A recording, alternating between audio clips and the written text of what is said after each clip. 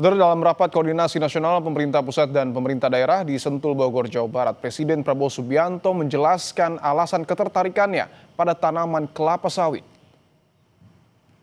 Prabowo menegaskan bahwa kelapa sawit bukan sekedar komoditas biasa, melainkan aset strategis nasional yang menjadi kebutuhan vital dunia.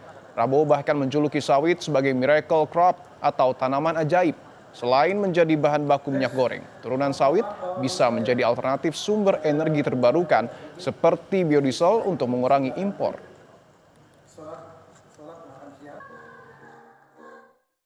Kenapa kelapa sawit bagi saya katakan itu miracle crop?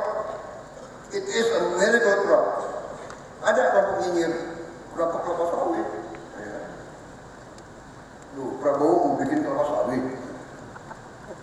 Ya, untuk rakyat Indonesia. Dari kelapa sawit, kita bisa bikin solar.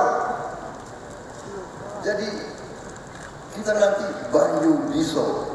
Bio solar itu akan membuat kita bebas dari ketergantungan.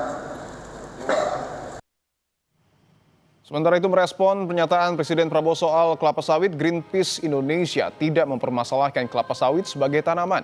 Namun mekanisme penanaman secara monokultur di lahan yang begitu besar yang memicu alih fungsi lahan untuk perkebunan sawit. Greenpeace Indonesia mengambil contoh bencana Sumatera akibat dampak alih fungsi lahan untuk perkebunan sawit. Secara tanaman, memang sawit tidak bermasalah.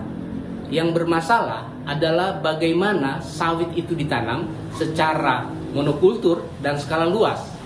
Sehingga dia akan berdampak pada ekspansi lahannya begitu besar, termasuk prakteknya melakukan dengan cara-cara deforestasi. Banjir di Sumatera diakibatkan oleh alih fungsi lahan yang mengakibatkan menurunnya daya dukung, daya tampung lingkungan di beberapa daerah aliran sungai di Sumatera.